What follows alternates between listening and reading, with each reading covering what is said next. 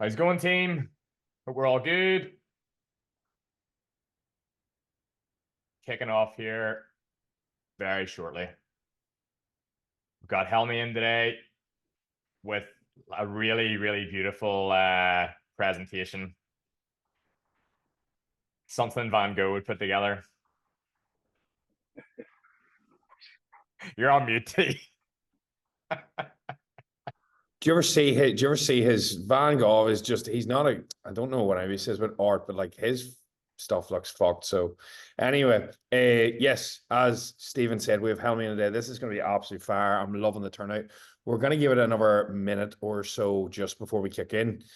Do get ready for this. This will be absolute fire. If anybody remembers from the November event, you'll get a laugh, but the main thing is you'll get a fuck ton of knowledge and your results will improve drastically. And for anybody that hasn't seen Helmi before, Helmi's an absolute genius in the coaching field. If I ever have a coaching issue, I always go to him or my own coach, and it's always solved. And it's from a mindset perspective. And no matter where your niche falls, you'll get a ton of value from this that'll overlap. And you will enjoy the slides. I always do. I'm expecting big things. So without further ado, I'll let the big man take over and we can run straight in. And that's it, really. Whoa. Let's do it. As easy as that. Right, are we recording already, guys? Yeah? All Yep. good, mate. All right, 2 seconds. Take your time. I'm actually, mate, listen, I'm doing it down the life. Fuck up. Stop doing my head on. Right, so, ready to kick it off. So, logistical results, guys. Art and creative shit, it isn't my forte. And you know what? Every single time I do a presentation, I start to think, is that the reason why I fell into bodybuilding? Because it's just so black and white. Probably is. Anyways, logistical results. Let's get into it. Before you dive in, big man, just hit share percent top right, so it goes full screen if you can. See it, just so the slides when it's pretty. It's like purple. It's beside Present it'll top. be beside share. Oh, beautiful! So, like, That's magic. all right, this is like fucking doing school again. Cheers, funny. Right, logistical results. So, first of all, we want to get a breakdown. Logistics in this context is, sorry guys, just need to make sure I know what I'm fucking reading here. Tools and resources acquired to help clients go from X to Y. That's what logistics means. In terms of logistics, I'll be honest, it's quite boring. It's sort of like the admin side of the business. It isn't very sexy, but without the logistics, you will find it very hard, if not impossible, to get results. And we're going to get into how I can make sure that you're actually covering logistics correctly. So, a client is in your business for one purpose. Every single client that comes in to your business, it's for one takeaway, even though a photo of two, it's one takeaway. Pretty much to be a transformer. For you to add status to their name, that's why clients work with you. They want you to add status to their name, whether it's the guy who went from skinny to massive, or Sandra who went from overweight to who's absolutely killing it, has better routine, whatever it may be. But they want status. This isn't typo, this is a forward slash. So this is the reason why clients in your business. For status, forward slash, allow them to lead a better quality of life, like this big man here.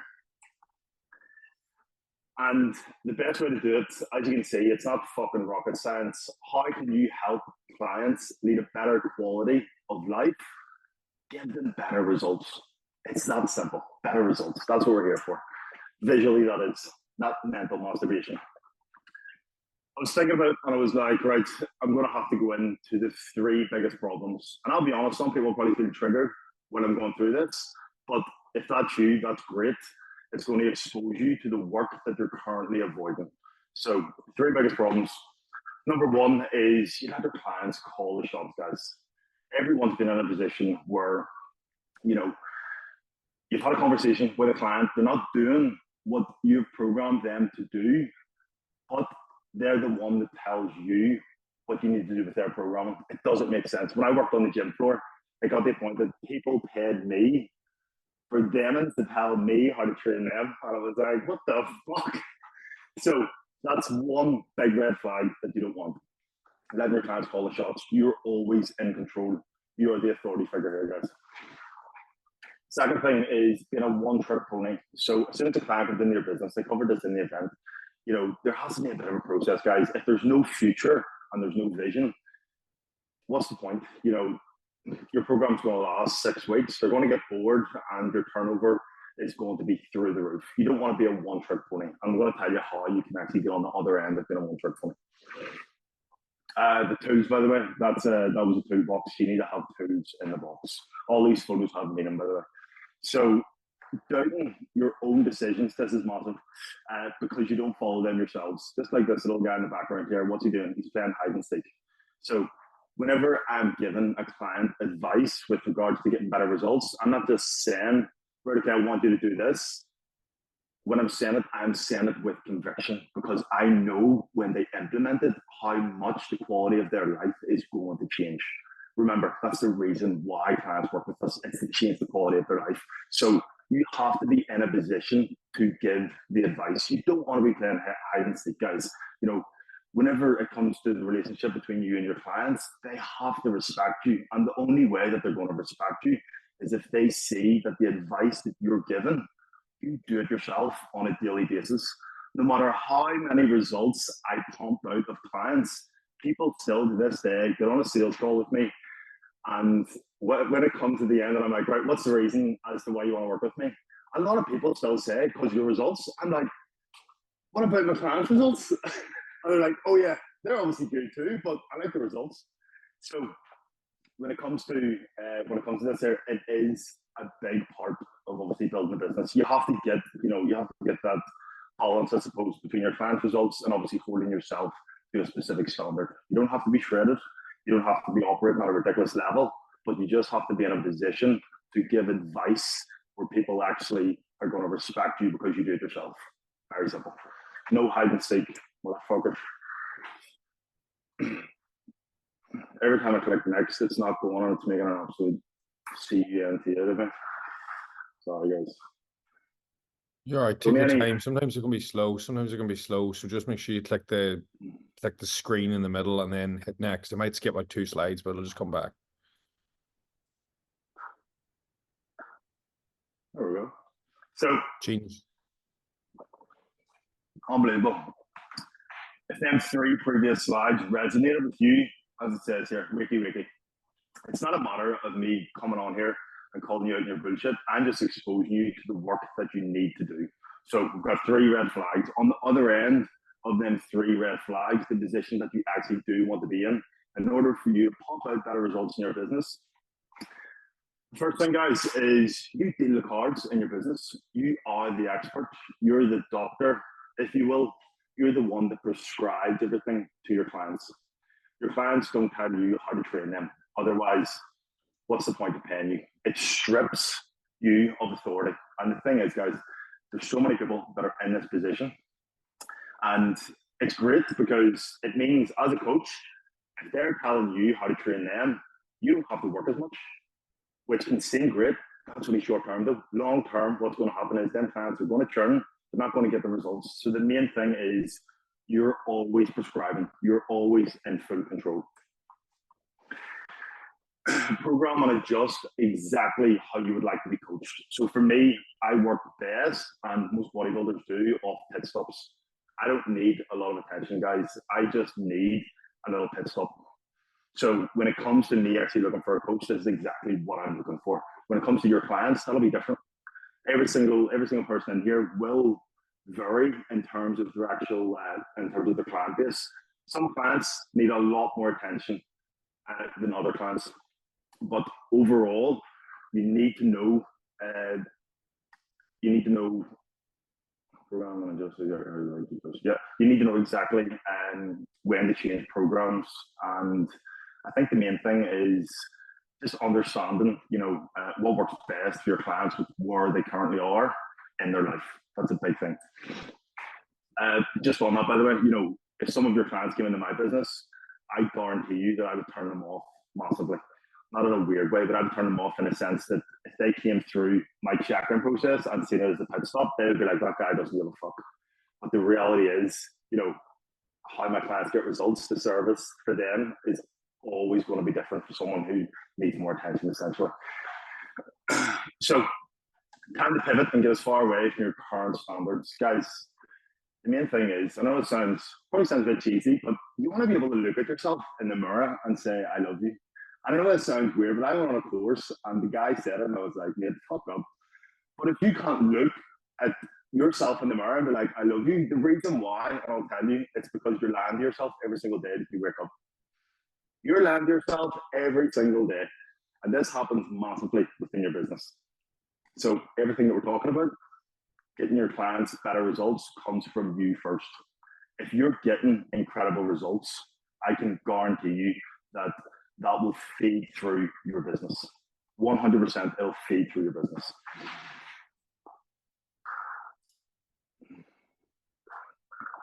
What helps my clients logistically? So obviously some of the guys in here are on board as clients, so they'll know exactly what's going on here.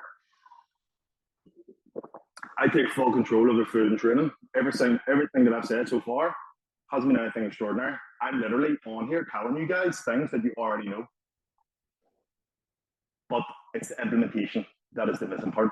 So when a client comes on board with me, I take full control of their training and nutrition. You guys are probably like, well, no shit. Well, why the fuck is there coaches nowadays letting clients come on board and they don't have control of their training and their food? It blows my mind. Like, the bare minimum as a coach that you can give a client is structure with their training and their food. And there's levels to structure, which we're going to go through. That is the problem. People focus too much on the highest level of structure and say that they're not qualified enough because they don't do it themselves. There are levels, guys, 1 through 6. We'll run through it. But if there's one thing you're going to take from this call today, it is every single client that comes through your business, you have an obligation, I'm going to say morally, to give your client food and training structure. There was a thing recently, I was speaking with a coach, and his literal words to me were, I'm not qualified. I'm not qualified to give nutrition plans. I was like, bro, what the fuck do you mean? And he was like, I'm not qualified. I was like, are people still believing in that? So food and training, that is the reason why people hire us, guys. We're coaches. They don't have control over their food. They don't have control over their training. We sort that. I've been on calls with people, it's no joke, got to the end, and they've literally said to me, would you be able to give me a food plan, a training plan? And I'm like, were you going to sign up with me without me giving you that? That's obviously a standard within the industry, which is absolutely fucking bizarre. Sorry for cursing so much. So this is the stages here. I put a lot of time and effort into this, so I would like some appreciation, guys. So levels to food, right? You can give someone a calorie limit, right? Sandra, you know, wants to lose a few pounds. Very simple, Sandra. Don't be eating 5,000 calories. I don't know, eat 4,900. Make Sandra feel incredible. Then let Sandra eat 4,800. You get the idea. Just reverse it back. As long as you have something in place, they have structure. They'll feel good. So number one is calorie limit. Second thing is a daily protein target. This is whenever people start to get serious. This is whenever Sandra, I don't know, books a holiday, wants to look warm. You're going to get Sandra from a calorie limit to a daily protein target. Sandra's going to be going through the mill here by the time I finish with her. Then Sandra's going to be setting macros. Sandra's going, I don't know, somewhere in America, Collie Beach, somewhere like that. Monday to Friday, set food plan. Sandra's on the brink of divorcing her husband because her husband can't keep up. She's starting to get committed Monday to Friday. She's on that 5-2 game, bro. Then Sandra's like, I want to step it up, bro. 7 days of complete structure. Kids taking off her. I'm not going to go into the rest. And then it gets to a point where Sandra's like, I've basically lost it all. So what do? Complete suffering. Guys, there's levels here to food, right? The problem is with coaches, they look at a 7-day structured plan and say to themselves, well, I'm not doing that, so I'm not in a position to give someone a food plan. That's fair enough. If you're only following a calorie limit, give someone a calorie limit. The main thing is that I don't mind you being parallel with your client in terms of what you're doing, because you then have time to get ahead of them. But it's a little bit, it's a little bit, what could you say, not morally right for you to be on level 1 and you're giving someone, level 5 or level 6. You just wouldn't do it yourself. It's awkward and it's stale. Hypocritical, maybe is the word, maybe not. What did I say? It's similar enough. I was just phrasing it nicely for you. I mean, I make a co-host if you want, like, you want to get on about it? You're doing a good comedy skit, mate. You work away. I'm joking, man. So training on the other end, by the way, food, hopefully you understand what I'm saying here. So there's different levels of food, guys. It doesn't always have to be a set plan. But as I said, you have a moral obligation to actually give your clients a food structure. I know I've already said this, lad, and I'm saying it again because it's very fucking important. It's the fundamentals of being a coach. Mind blowing, I know. So training. In my business, I'll have 3 to 6 day structured plans.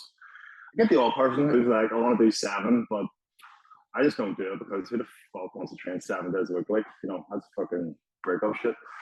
So difficulty level from moderate to heavy, based on systemic loading and frequency throughout the week. So that's the way I'll run my business. In terms of training, you will be structured 3 to 6 days.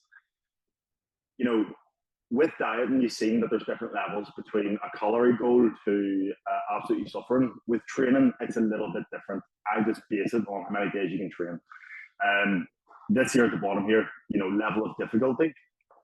What I mean by this is I can have someone doing 3 days a week, but I'm like systemically hitting them really hard, on that squat bench deadlift game, Joseph Yip. And systemically, they're like completely spent. And then I could also have someone doing 6 days because, I'm just going to say it, they're a bit of a loner. They don't want to be in the house. They use the gym as socializing, but they also don't want to step on stage and they aren't the most hardcore person. So I'll probably sit them at like a level 4 out of 10, but the training frequency is more. So it's about systemic load and frequency. The harder you train, the harder you train, the more you should rest. Very simple.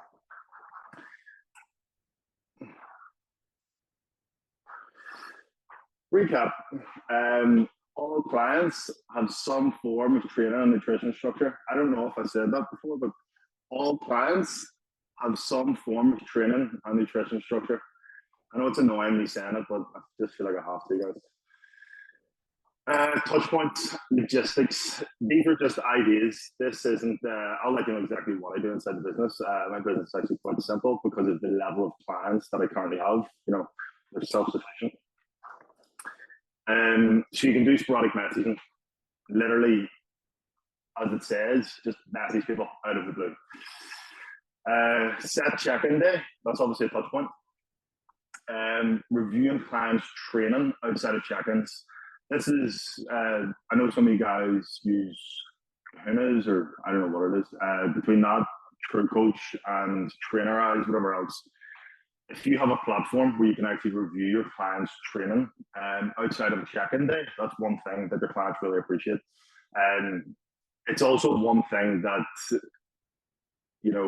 I would always keep it separate from check-in day. I don't have time to review videos, but if I'm able to do this outside of the check-in day, which isn't included, I don't want to say it's not included in the service, but realistically, it's going a little bit more, a bit above and beyond. That's one thing the clients actually appreciate. Group calls, as you guys know, forms of education. This can come in so many ways. Like, it sounds silly, but even tagging people in videos on like Instagram, tagging a client in a video on Instagram, clients actually really appreciate stuff like that. And just little things. I've done it before, and clients have appreciated it massively. Just like a tricep, a different tricep exercise that I've seen online that would be beneficial. In-person meetup, one-to-one SOS calls. I don't know if you guys do this in the mentorship, but just if a client, it's feeling a wee bit edgy, I'll do everything that I can to free up my time to make sure I can get them on a call just to realign them. So that would be touch points, guys. Check-in questions. This is roughly how I would run things in the business. So I'll have a question on training. By the way, I probably should have got my first ever spreadsheet that I had with my check-ins. It was like, I'm not joking, it was 20 questions long, and I got so annoyed that only 3 people out of like 20 back in the day were filling it in. It was mental. So I condensed it down more as time went on, and I figured out that this seems to be the sweet spot. Questions on training specifically, if they're engaged, it's that simple. Even like I would say the past 8 weeks, I've started to push things a bit heavier with training, and I'll be honest, guys, I'm not enjoying it. You know, I've been in a better position in life where I've actually enjoyed my training more. And I know for a fact, if I had a coach, I would communicate that. Just because someone's getting results doesn't mean they're enjoying it. So it's very important when you put in a question about training, you need to know specifically how they're feeling about it. So are they engaged? Are they not? It's going to obviously affect the future of the client. Questions on nutrition. So how compliant are they? Very simple. A black and white question. Are you progressing? Yes or no? When I ask this, you know, there's some clients that just wander and waver. It's like whenever you're on a call before you send a client up and you ask them a question and they just completely sidebar and you have to pull them back. It's like, this motherfucker isn't present. Are you progressing? Yes or no? It's that simple. And the reason why I really like this question is because it's a no bullshit question. It also allows them to reflect on their week. You know, if it's a no, it's very simple. You have to do better. You're always going to get people who fuck around and say, yep, 100% I'm progressing, and the photo will say otherwise. But there's only so many times that someone can do that before they realize, right, I'm only lying to myself here. An emotional question. How are you feeling? I don't really know what else to write here, but that's roughly what we're talking. Just asking someone, you know, emotionally where they're at. You've got the training, you've got the nutrition. You don't want it to be too robotic, so a little bit of emotion in there. How you feeling, bro? You feeling good? How's life? How's the partner? How's the wee mom? Stuff like that. And then obviously at the end, ask if they have any questions or need anything from you. You're just being attentive. You know, we are service based essentially. So just asking what someone needs. I've got examples here of what I would do. So I would repeat these 3 just as examples, guys. And you don't have to read them exactly, but it'll give you an idea. The 1 to 10, from 1 to 10, how hard are you working? I find this really good, especially on calls with people, always measuring things from 1 to 10. You'll find, guys, that some people can articulate themselves better than other people. And the people that can't articulate themselves, they always withdraw because they don't want to sound silly. Whereas if you give them a number between 1 and 10 to score, you know, they're checking between training and nutrition, it's just much better. And it gives a more accurate reading of what's actually going on inside their head instead of them staying silent because they can't articulate themselves. That's a long way of saying someone's stupid. So that will be an example. And if you're doing everything listed, but you have non-compliant clients, GTOTS, anyone know what this is? Quick fire, get them out the fuck. Out the fuck. No, seriously though. Right? I know there's people that are going to say, I'm not in a position to actually throw people out of the business. And I understand that, right? But if you have enough to cover the bills, by sacking that one client, you do that because it's going to put a rocket up your ass to get another client who is much better. I spent so much time in the past, you know, looking at my client success as, you know, an indirect measure of how successful I was, when really you can't help someone who doesn't want help. So if you're doing everything listed, you're giving them training, you're giving them nutrition, you're doing the check-ins, you've got the touch points on point, you're doing everything on your part. And this class is plodding along. You're actually doing them a disservice by keeping them in your business. You know, get them out the fuck, get someone else in, someone fresh. Whenever you actually get a new client on board, feels good. You know, add a little bit of novelty to the business, a little bit of freshness, melters out the fuck. It's very simple. Right, so listen, I went all out for this here.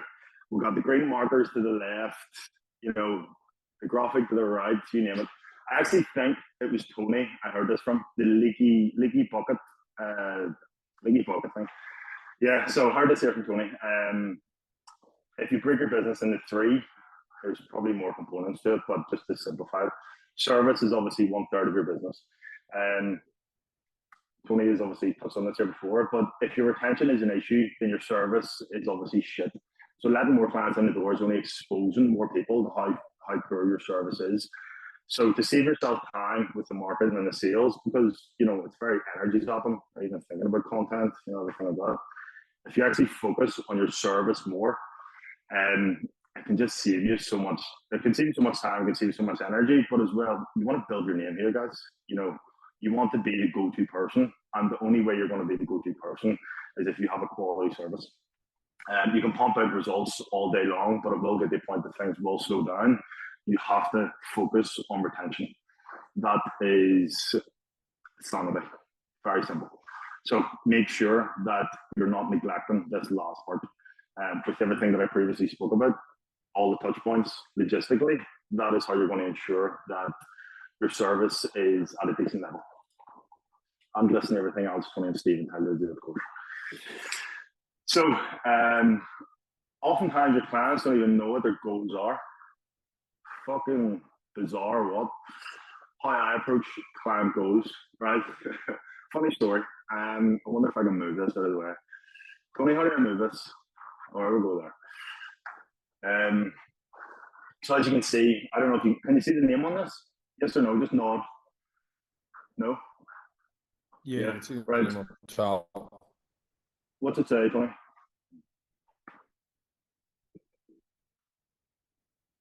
Miguel for bullshit. Right. So basically, what happened? I just used him as an example because he was the most recent one. Jumped on a call. I think he's from Florida. He's just a bullshitter. He's one of them. No, there's two types of Americans. There's like the ones that are overly like out there and oh my god, wow. And then there's the ones that just fucking clout chase and talk shit. He was a shit talker. That's my perspective on Americans, anyways. I'm sure there's more departments. Anyways, so when it comes to getting the client's goals, every single time when I'm on a call, obviously that is typically whenever they're in the most pain. That's whenever they're most clear on what it is they want. So I'll always, one side of the sheet, I'll do challenges and the other side will be goals. So it's called the grids of three. I need 3 by challenges, I need 3 by goals, and then at the bottom, I'll just put down just whatever. With these goals, as you can see here, so this guy wants to train other people by the age of 28. I think he was like 24, 25. So we'll have a good like 4 or 5 years there, future. The main thing here is that if I was to onboard Miguel bullshit, I would have had his goals right here. So when I go into his check-in, it's not a matter of, right, okay, he's progressing, that's fair enough. People can get caught up in progressing but lose future, and that's how they're going to disengage. So actually having your client's goals in black and white in order to play back to them is something that's very important. And it's very easy to become out of touch with this here by just simply continuing to do check-ins, and not actually checking in to see what their goals are. The thing as well is that goals change. So you need to make sure that whenever you're working with someone, their goals are actually forecasted. As you get closer to the goals, obviously, you set new goals and they're further away. But this is just a little exercise that I would always use on a call to make sure that I have a little bit of leverage on my side. And even if I do, sign someone up and it's great and they're in the business, it's only a matter of time before they're out because we don't have concrete goals in place. So setting goals is very important.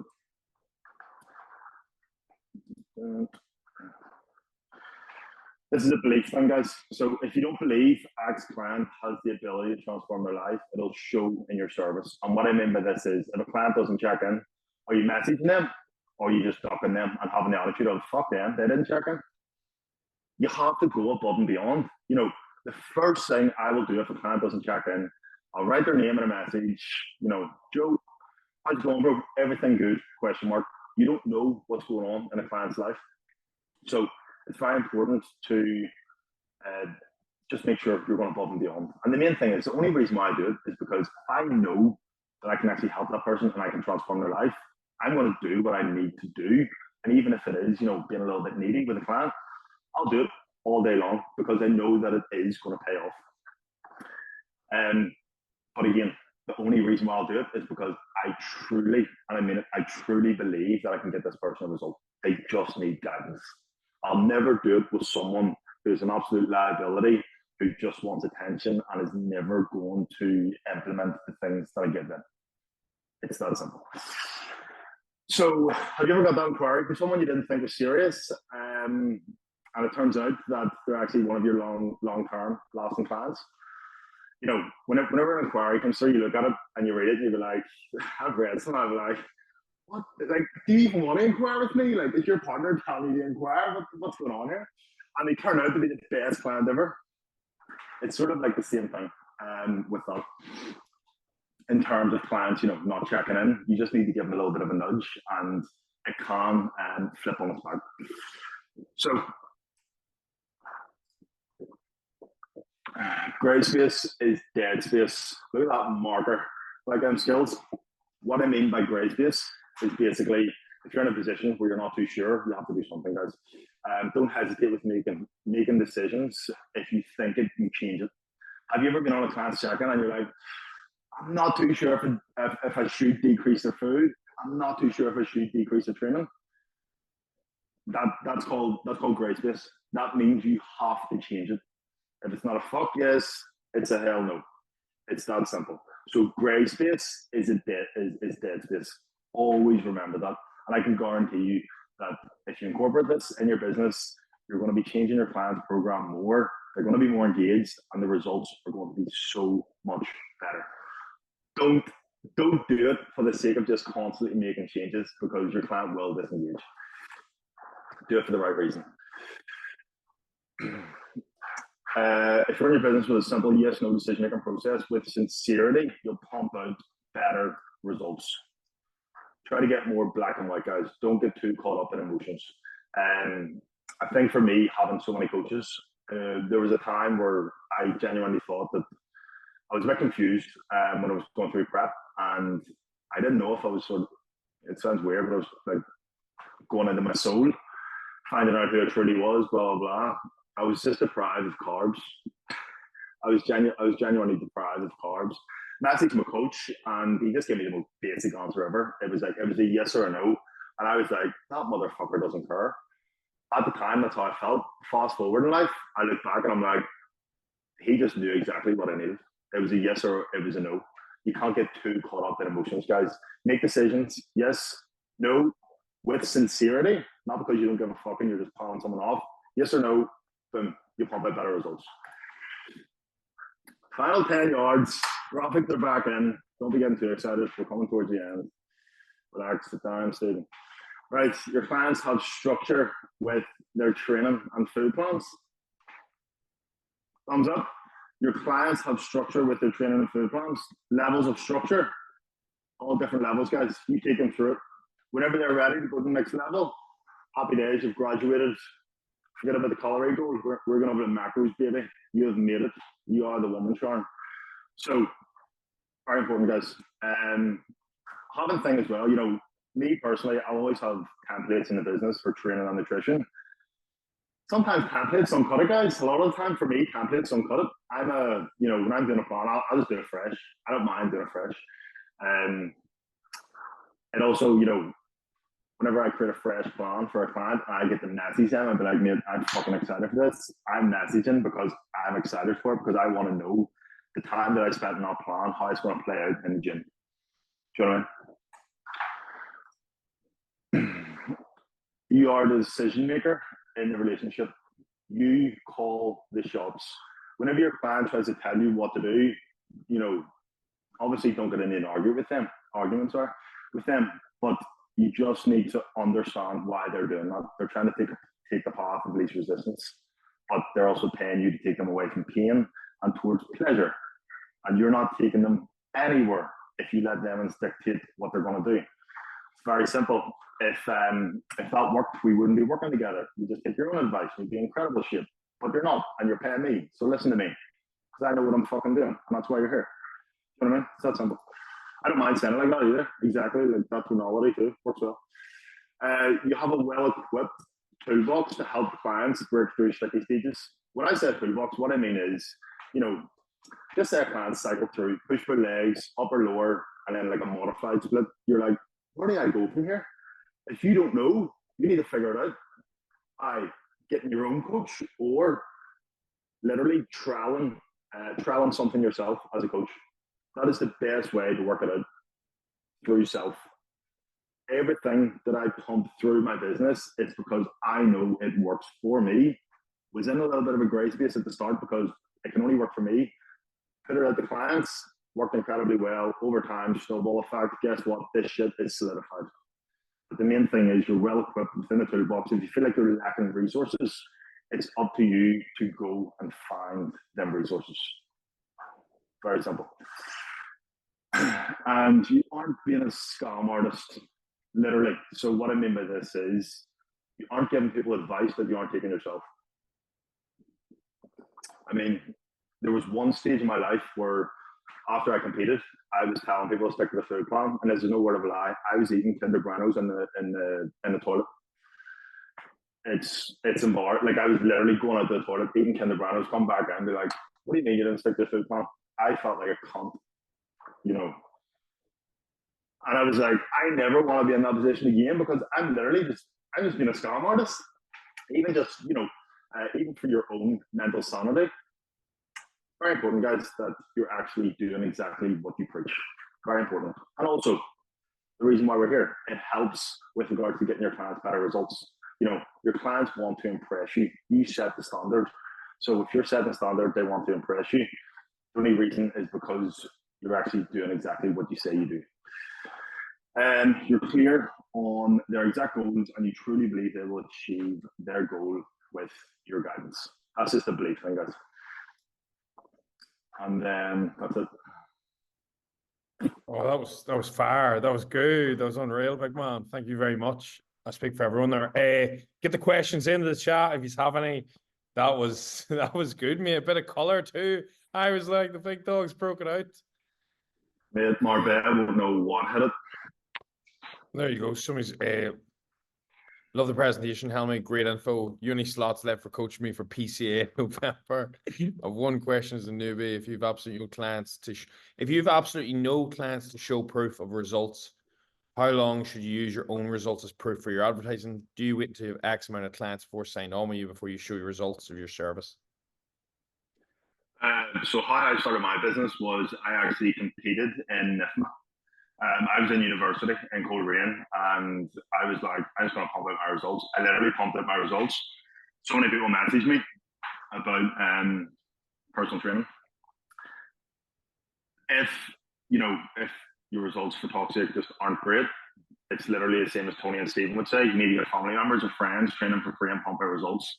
But if you have quality results yourself, that's good enough for people to buy into it. So, and if you're looking to inquire, I think that does, yeah. You just use your results to start. And if you want to actually inquire with Helmi, just DM him on IG and he'll get back to you properly about the show. That's pretty much bang on. You do have to wait. Yeah, bingo. He's happy out. Any other questions, please fire them in the chat. Straightforward answer. I like that, Helmi. No bullshit with you. All right, fire them in. There's got to be more here. If there's not, I'm surprised for the amount of people in here. Don't be shy. Do you put your clients on a full meal plan for X amount of days? If so, how long for? Do you find out their likes and dislikes of food so it's built to them? Yeah, so likes and dislikes. It's just a simple conversation on the call. If I don't have time on the call, which to be honest I don't, I'll just send them a blank document on Google Sheets of their nutrition. I'll get them to specify what they've done for the last 7 days. And then I'll also get them at the bottom to just write food dislikes or intolerances. Very simple.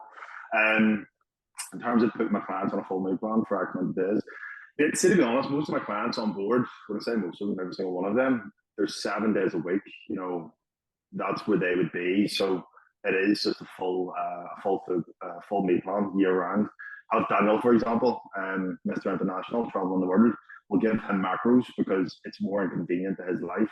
If I'm like, right, I specifically want you to get 200 grams of lean beef, I'll just give him macros as he's traveling.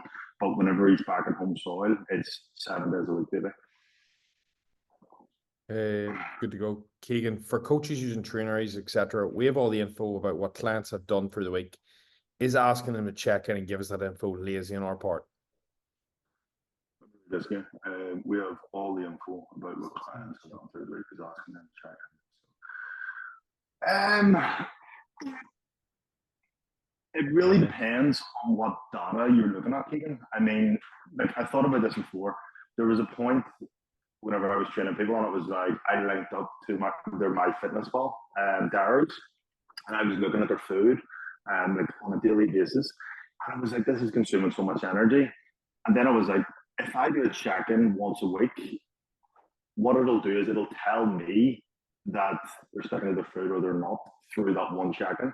So instead of me micromanaging them, I was like, right, how can I make this more effective? So I just used the check-in for that. It really depends what you currently have set up. But from a client standpoint, and even for you, like if I was coaching you, would you not want to check in? Like, would you not want to be like, dude, I've been working my balls off. Like, boom, here's my results, as opposed to me just giving you, data.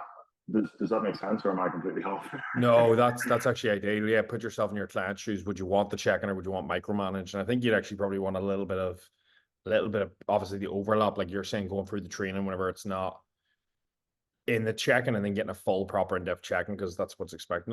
That's perfect, mate. And the next one is any advice for training and structure for clients that are shift workers? What shift workers, guys? Joe, like I would have been in the fire service. Joe would have had me, for example, like Joe doesn't take on shift workers anymore because of like how it impacts you. It's just making sure that you eat within a 24-hour window. But unless you maybe want to answer if you've had any shift workers, or I can dive into So doctors, any of that. yeah, I had one client before. He worked as something to do with security. And the way that we tied it in was it really depends on what time, but we just looked at it as 24-hour windows as opposed to overlapping windows. So it was like within a 24-hour period, this is what I want you to consume food with. And it's that simple. So every 24-hour window, we just knew what we had to consume in terms of our food. People get confused because of the overlap. You just completely do away with the overlap and just be like, right, 1 24-hour window, 2, 3, and that way you can ensure that you eat all your food within this window, this window, this window. It just makes it simple. In terms of training, it really depends on what they can give you. If someone trains at say 7 p.m. at night, they do a 12-hour shift, you're not going to get them to train again after the 12-hour shift. That's just idiotic. So I would just work it based on their recovery and what they can give you. Perfect.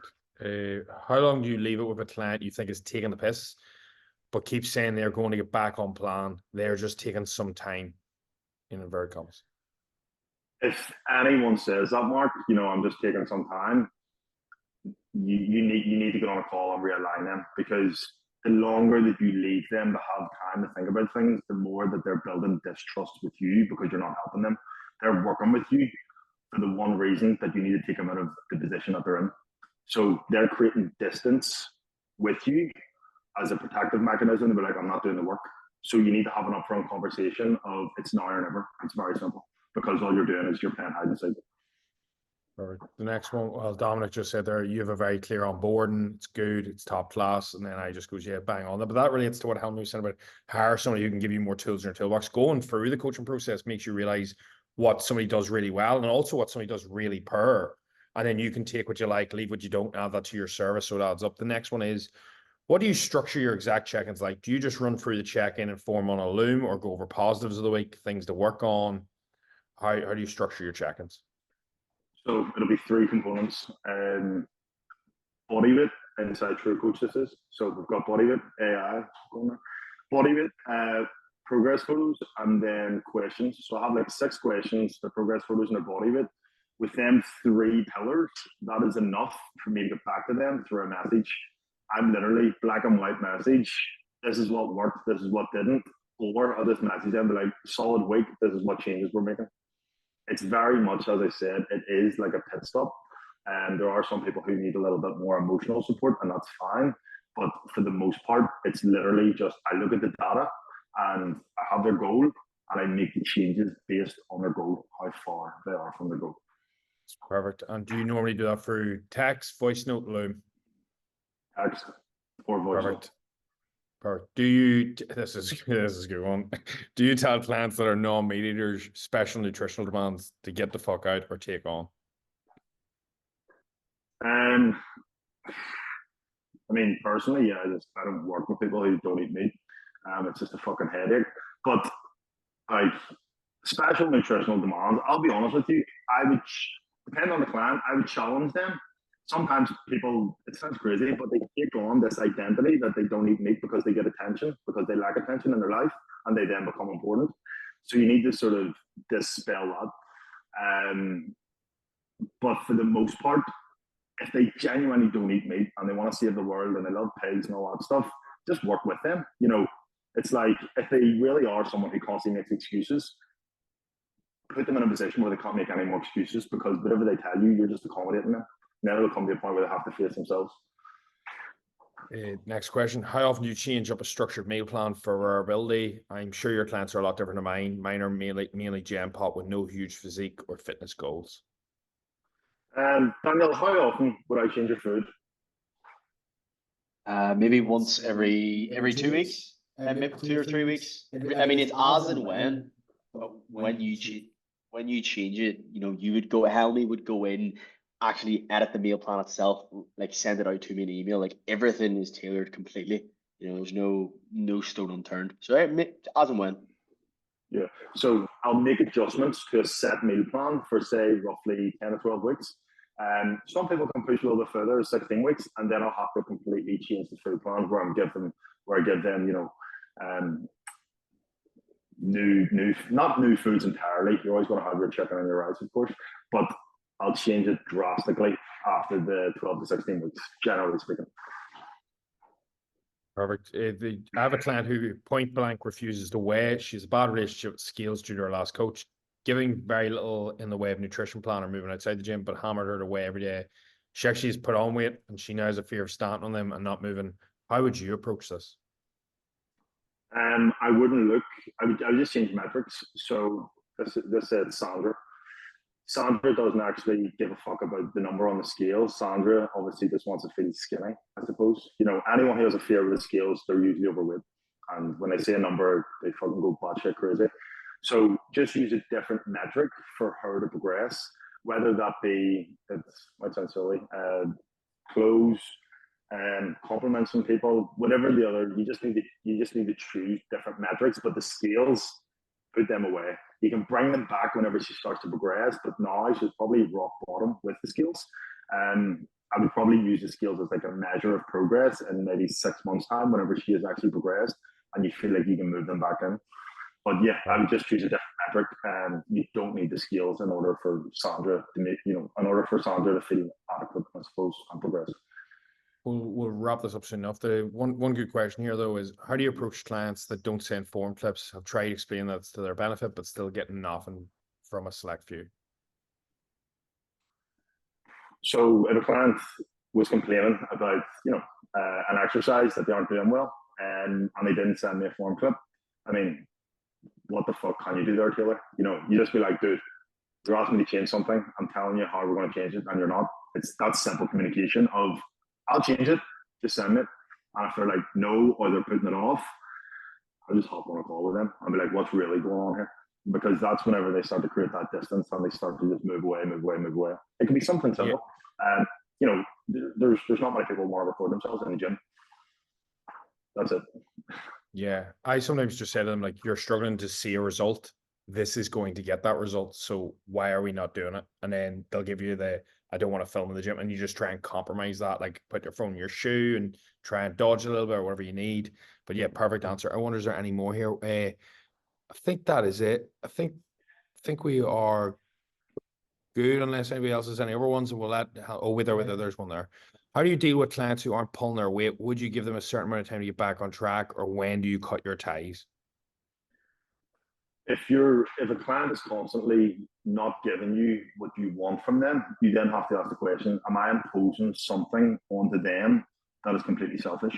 So, example, if my client isn't progressing and they're not giving me what I need to ask the question, is that actually their goals? Like, is that their goals? Because whenever you have realistic goals set in place, you should be excited to achieve them. You're going to have obstacles, but that's what coaches are for, to help you through it. So if your client is constantly just hitting the wall, hitting the wall, hitting the wall, I would definitely realign them and figure out exactly what their goals are.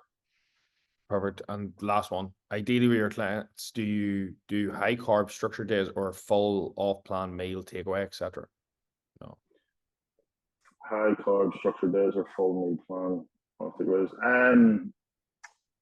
I wouldn't think, I would definitely wouldn't do high carb. It would be more bodybuilding 101. You know, if someone's bulking, my goal for every client is to be on 1,000 grams of carbs lean. And that's just consistent. So they'll have training day food, they'll have rest day food. And that's literally it. Like it won't waver. Just training day, rest day, and the macros will be set at a specific number. Whenever they can eat more, I'll just add more and add more. Perfect. That's spot on. That's all the questions, guys. Look, that training's been absolute fucking fire. There's been a wealth of knowledge there. Some really good takeaways. There's no room for grey space. Was probably one of my best takeaways from that. I absolutely love that big man. Some really good insight for me too. If you just want to give him some love in the chat, and there we go. Fucking light it up. Thank you very much, Helmster. I speak for everyone when I say there's fucking, yeah, that was class. Great training. So much. Yes, fair. Right. Thank you very much, team. I appreciate the turnout. That was a lot of people, a lot of fucking value. And if any of you need anything, don't be afraid to reach out to him. He's always there. And wait do you see the next couple, and Marbella will be absolute fucking fire from the big man. I'll tell him to use less color. It was it was a bit too much for me to be personal. I prefer just the pure black and white from November. But yeah, look, that's it. Thank you. Just sign out, and we appreciate that. Yeah, You guys guys. really appreciate it. Thanks for coming. Big love, big love.